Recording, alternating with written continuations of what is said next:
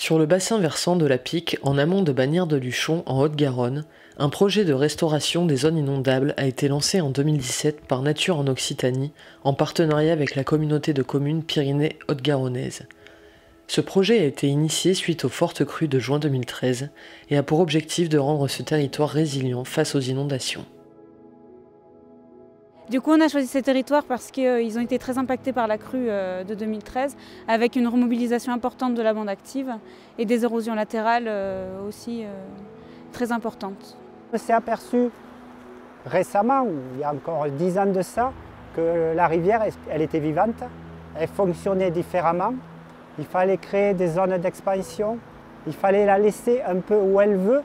Notre mission au syndicat, en fait, c'est de la laisser pas où elle veut, mais lui donner un pourcentage où elle pourra dériver et s'étendre, tout en le limitant, et bien sûr protéger les centres-bourgs comme Luchon et d'autres villages très importants. Pour répondre à la problématique du risque inondation sur le territoire, Nature en Occitanie, en partenariat avec la CCPHG, a répondu à l'appel à projet « Restaurons nos zones inondables ». Le projet a été retenu et mis en œuvre en 2017 sur les vallées de la Pique, de la Neste d'Eau et du Lys. Il a été financé par l'Agence de l'eau d'Adour-Garonne, la région Occitanie, la communauté de communes Pyrénées Haute-Garonnaises et le département de la Haute-Garonne. Alors cet appel à projet porté par l'agence et les deux régions, Occitanie et Nouvelle-Aquitaine, s'inscrit bien sûr dans un contexte de dérèglement climatique avec des modifications que l'on sait venir des régimes hydrologiques, avec des événements plus intenses et plus marqués, avec des épisodes de crues, avec des étiages qui seront plus longs, plus prolongés, plus sévères, une perte de biodiversité, une dégradation des milieux naturels, de l'anthropisation. Donc c'est l'ensemble de ces facteurs qui nous a amenés à focaliser sur cet appel à projet et les opérations que l'on pouvait mettre sous la lumière. Avec cet appel à projet, on avait comme idée de pouvoir démontrer que la restauration de zones d'expansion de crues, que la reconnexion d'annexes fluviales ou la réactivation de bandes actives sur les cours d'eau, c'était des actions qui étaient à la fois faisables sur le plan technique, qui étaient pertinentes d'un point de vue hydraulique et hydromorphologique, qui étaient relativement peu coûteuses par rapport aux bénéfices qu'on pouvait en retirer et qu'elles étaient aussi susceptibles de porter des projets d'aménagement du territoire là où elles étaient conduites par la mobilisation d'acteurs assez nombreux sur des espaces qui étaient du coup rendus plus intéressants et plus visibles auprès de la population ou voilà, tout un ensemble d'acteurs.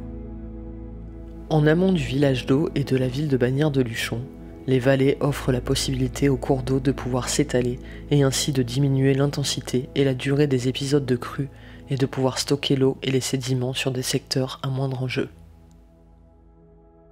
Du coup, les enjeux du territoire, notamment, c'est la ville de Bagnères-de-Luchon à Laval qui est soumise à de fortes inondations et également le village de Haut.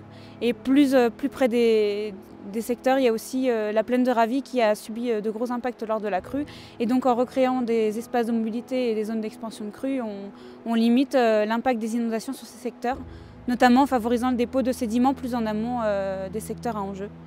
Et du coup, la gestion des sédiments est un point vraiment important à aborder dans la prévention des inondations en montagne. En complément des enjeux humains et économiques, la phase d'étude a mis en évidence des enjeux écologiques. Ces enjeux écologiques sont principalement la présence d'espèces patrimoniales, dont le desman et le procte des Pyrénées, qui sont deux espèces endémiques de la chaîne des Pyrénées. Également, comme enjeu écologique, on a la présence de nombreuses zones humides sur notre site d'étude et la présence de trames vertes et la présence de trames bleues qui seront des entités écologiques à préserver dans nos actions. Le projet est découpé en deux phases, la phase 1 d'études et la phase 2 de travaux. La première phase a été menée sous maîtrise d'ouvrage de Nature en Occitanie de 2017 à 2019 et a permis la réalisation des études hydromorphologiques et écologiques. Un programme de travaux concerté et validé par un comité de pilotage pour la restauration des zones d'expansion de crues a été retenu. Cela comprendra la création de bras de décharge de crues, d'aménagement de refuges pour la faune, le régalage de bourrelets de curage, le pâturage des plages de dépôt de sédiments et le démantèlement d'enrochements.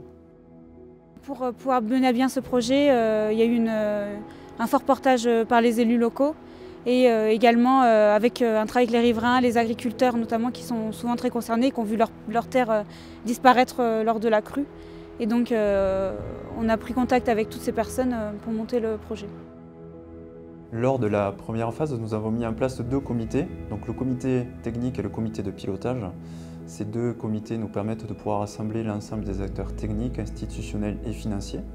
Et ils nous permettent également de pouvoir valider l'ensemble des grandes étapes du projet et de pouvoir valider un plan d'action final qui sera mis en œuvre sur les 3 vallées et les 3 sites retenus. Cette phase d'étude comprend un dossier d'avant-projet. C'est là où on définit concrètement les travaux, comme on les fait, et une phase de dossier réglementaire à déposer, notamment au regard de la loi sur l'eau, pour pouvoir mener ces travaux, et aussi tout ce qui est procédure de déclaration d'intérêt général, convention avec les propriétaires, etc. Au titre de leurs compétences de gestion des milieux aquatiques et de prévention des inondations, GEMAPI, le syndicat mixte Garonne-Amont, maître d'ouvrage de la phase 2 de travaux, mettra en œuvre les premières actions en 2022 sur la vallée du Lys. Ce travail se poursuivra en 2023 sur les vallées de la Neste d'Eau et de la Pique. Ces travaux seront réalisés et financés dans le plan pluriannuel de gestion animé par le syndicat mixte Garonne-Amont.